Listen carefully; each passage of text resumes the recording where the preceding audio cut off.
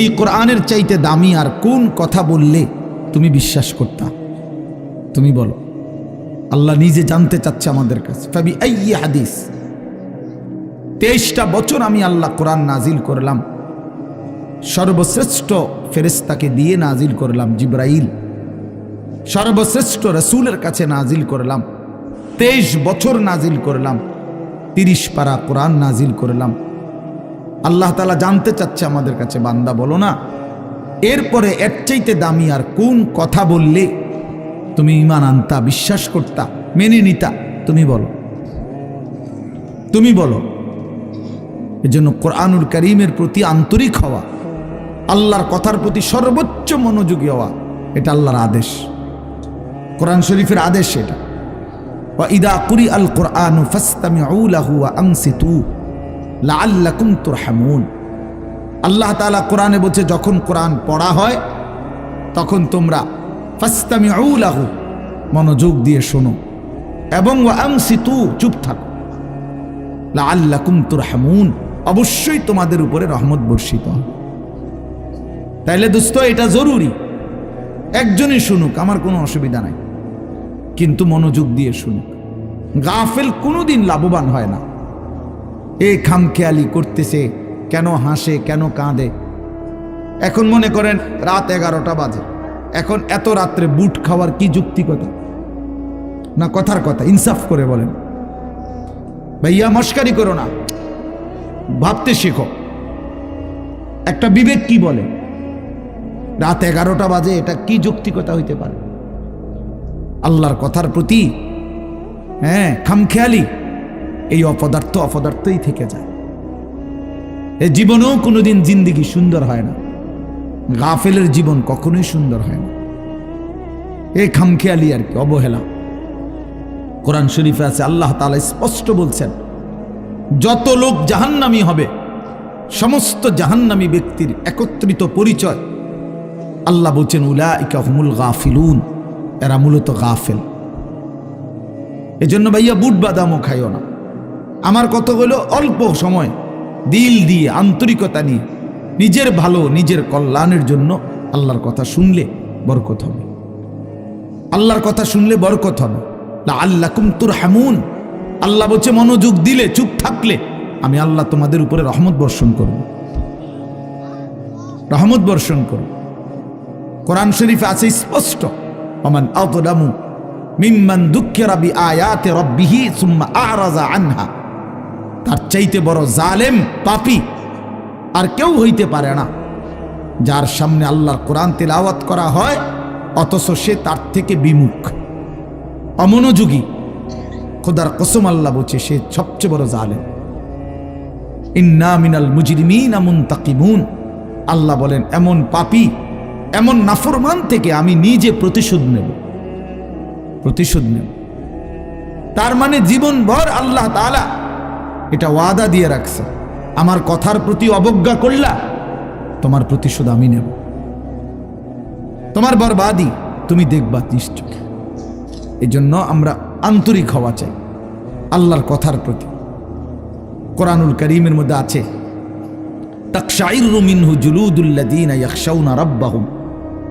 আল্লাহ পাক নিজে বলছে, কোরআনুল কারীমের বৈশিষ্ট্য, কোরআন যখন মুমিন শুনবে, তো যাদের কলিজার ভিতরে আল্লাহর ভয় আছে, তাদের শরীরের চামড়া পশম সহ দাঁড়িয়ে যাবে, শিহরে উঠবে শরীর, সারা দেহের চামড়া নড়ে উঠবে।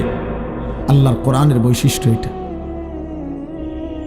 হাদিসের মধ্যে আছে, আল্লাহ নবী সাল্লাল্লাহু আলাইহি সাল্লাম, হযরত আব্দুল্লাহ ইবনে মাসউদ বলছেন, আমি নবীজির সামনে কোরআন পড়ে শুনাইলাম, নবীজিকে শুনাইছেন উনি। তিনি বলেন, আমি 40 আয়াত একটানা নবীজির সামনে তেলাওয়াত করলাম, মাথা নিচের দিকে নামাইয়া। 40 আয়াত পড়ার পর নবীজি আমাকে বললেন, হাসবুকাল আন, এখন থামো। এই লাল শার্ট, এই যে খুঁটির মধ্যে হেলান দিয়ে আছো তুমি সরো এখান থেকে, ফালতু কোথাকার বেটা, ফাইজলামি করো কেন এখানে? তোমারে তো বাধ্য করে নাই কেউ, ফাইজলামি না থামলে বাইরে যাও। মস্কারি করে অনেকে আছে এমন গাদ্দার যে হুজুর আমি কোনোদিন কারো কথা শুনি না, আপনি বললে হবে কি? কথা বোঝেন নাই? সাবধান ভাইয়া, আমার কোনো আপত্তি নাই, তুমি চলে যাও, কোনো সমস্যা নাই। গাফেলকে বলে কোনো দরকারই নাই আমার, কিন্তু আল্লাহর কথার প্রতি মনোযোগী হইতে হবে। প্রতি ঘন্টা আমারও, প্রতি ঘন্টা আপনারও, প্রত্যেক মিনিট আমারও, প্রত্যেক মিনিট আপনারও। যে হায়াত আপনার যায় সেই হায়াত আমারও যায়, প্রত্যেক সেকেন্ড আমারও যায়, আপনারও যায়। এক বুজুর্গকে আমরা কিতাবে পড়ছি, কিমাতুজ্জামান ইনদাল উলামা, একটা প্রসিদ্ধ আরবি কিতাব আছে, ওলামায়ে কেরামের নিকট সময়ের মূল্য। ওই বইতে আছে এক বুজুর্গকে এক ব্যক্তি আইসা বলছে, হজরত আপনার সাথে আমি একটু কথা বলতে চাচ্ছি। হজরত বললেন, কোনো দিনই মাসআলা? বললেন না, এমনি একটু কথা বলবো। উনি বলছেন, তাহলে তুমি সূর্যকে যেটুকু সময় তুমি কথা বলবো ওইটুকুর জন্য থামায় রাখো। কসম, আমরা কিতাবে পড়ছি। উনি বলছে তুমি সূর্যকে থামায় রাখো, যেটুকু সময় তুমি আমার সাথে কথা বলবা ওইটুকু সময়ের জন্য যদি তুমি সূর্যের গতি থামায় রাখতে পারো তাহলে কথা বলতে পারো, নাই তো আমার এইটুকু সময় তুমি নষ্ট করার কোনো অধিকার রাখো না। এই 20 মিনিট তো আমার সময়, তুমি আমার সেই 20 মিনিট নষ্ট করবা কেন? এই আধা ঘন্টা তো আমার টাইম, তুমি আমার হায়াতের আধা ঘন্টা নষ্ট করবা কেন? হ্যাঁ, প্রয়োজনীয় মাসআলা হলে বলতা, শুধু শুধু কথা, শুধু শুধু কি জামা এটা জাফানি টরে কত দিয়া লইছেন? 260 টাকা। ধর মিয়া, 220 টাকা দিয়া সিল্লাইয়া বেছে। হ্যাঁ, আমারে কইতেন না কয় গজ লাগবে মিয়া? হ্যাঁ, আমার পরিচিত কত দোকান আছে। হ্যাঁ, এই মানে এই বলতেছে এটার উপরে বেডার এটা সিলাইয়া আজকে 3 মাস হয়ে গেছে, ওই জামাটা পরে হে এখন 220 টাকা দিয়ে কাপড় কিনে। এগুলা অপ্রয়োজনীয় কথা না, বেহুদা কথা, অনর্থক কথা। এই জন্য দোস্ত ভাইয়া, জিন্দিগি এত গাফিল হইতে নাই। সারাক্ষণই খামখেয়ালি, হাসি মজাক ঠাট্টা, এত মাতাল, এত পাগল, এত প্রতিবন্ধী। তুমি প্রতিবন্ধীর দিকে তাকায় দেখো, পাগলের দিকে মাতালের দিকে তাকায় দেখো, সে তো সারাক্ষণ অ্যাবনর্মাল। কিন্তু ইমানদার মোমেন সুস্থ মানুষ, তার জিন্দিগির হিসাব থাকে, পরিকল্পনা থাকে। আমি হাসবো কেন, কাঁদবো কেন, আমি হাঁটবো কেন, বসবো কেন, আমি ঘুমাবো কতক্ষণ, আমি জাগবো কতক্ষণ। আমার যদি জিন্দিগির কোনো হিসাব কিতাব না থাকে, এ তো অসুস্থ, এ তো পাগল মাতাল ভাইয়া। জিন্দিগি যার কোনো লক্ষ্য উদ্দেশ্য নাই, টার্গেট নাই, গন্তব্য নাই, কোত্থেকে আসলাম, কেন আসলাম, কে আমারে বানাইলেন, কেন বানাইলেন। আহা, এটা কি কোনো জিন্দিগি ভাইয়া? বলো ছেলেরা, রাতের বাজে 3টা তুমি ঘুমাও না, দিনের বাজে 10টা তুমি ওঠো না, এটা কি জিন্দিগি? রাত 3টা বাজে গেছে তুমি ঘুমাচ্ছ না কেন? সকাল 10টা বাজে গেছে তুমি উঠছো না কেন? তোমার ঘুমেরও কোনো সিস্টেম নাই, উঠারও কোনো সিস্টেম নেই। সারা রাত উলঙ্গ ছবি দেখে, নারী দেখে, জিনা ব্যভিচারের দৃশ্য দেখে নাফরমান ঘুমায় আছে। সকাল 10টা বাজে গেছে, উঠারও কোনো নাম নাই। আহা, আল্লাহ নবী সাল্লাল্লাহু আলাইহি ওয়াসাল্লাম বলছেন, খোদার কসম, নবীজি বলছেন যে ফজরের নামাজ পড়ে না সে খবিস। খবিস, এটা খবিস, খবিসান নফস। ওই ব্যক্তি খবিস, কাসলান, অলস। নবীজি বলছেন, যাকা রাজুলুন বালা শাইতানু ফি উযুনাইহি, যে ফজরের নামাজ পড়ে না শয়তান তার 2 কানে পেশাব করে দেয়। শয়তান পেশাব করে দেয়। নবী সাল্লাল্লাহু আলাইহি ওয়াসাল্লাম বলেন, ফজরের নামাজ না পড়ে যেই নাফরমান ঘুম থেকে জাগে, ঘরের বাইরে বের হয়, সে শয়তানের, ইবলিসের পতাকা নিয়ে বের হয়। রায়াতুশ শাইতান, শয়তানের পতাকা নিয়ে বের হয়। এজন্য দোস্ত, আমরা এটা বোঝা উচিত। আমার কথা, প্রথম কথা এটা প্রত্যেকেই বোঝা উচিত, আমি মুসলমান, আমার একজন আল্লাহ আছেন, আমার শ্রেষ্ঠ রাসূল আছেন, আমার একটা কিতাব কোরআন আছে, আমার একটা ধর্ম ইসলাম আছে। 4টি সর্বশ্রেষ্ঠ নিয়ামত আমার আছে। আল্লাহ আমার রব, মুহাম্মদ সাল্লাল্লাহু আলাইহি সাল্লাম আমার রসুল, কোরআন আমার কিতাব, ইসলাম আমার ধর্ম। এই 4টি সর্বশ্রেষ্ঠ নিয়ামত থাকার পর আমি পথহারা হব কেন? তুমি চরিত্রহীন হবা কেন? তুমি দুশ্চরিত্র হবা কেন ভাইয়া? কিসের অভাবে নষ্ট হয়ে গেল? কিসের অভাবে? খোদার 365 দিনের এক বছরে তোমরা যেই ছেলে কোনোদিন ফজরের নামাজ পড়লা না, প্রিয় ভাই ইনসাফের সাথে বলো, এটা মুসলমান? মুসলমানের বাচ্চা তো নিকৃষ্ট হয়। তুমি কোনো মায়ের ঘরেও জন্ম নিছো? মুসলমানের ঘরে 365 দিনে খোদার এক বছর কোনোদিন মনে পড়লো না ফজরের নামাজের কথা?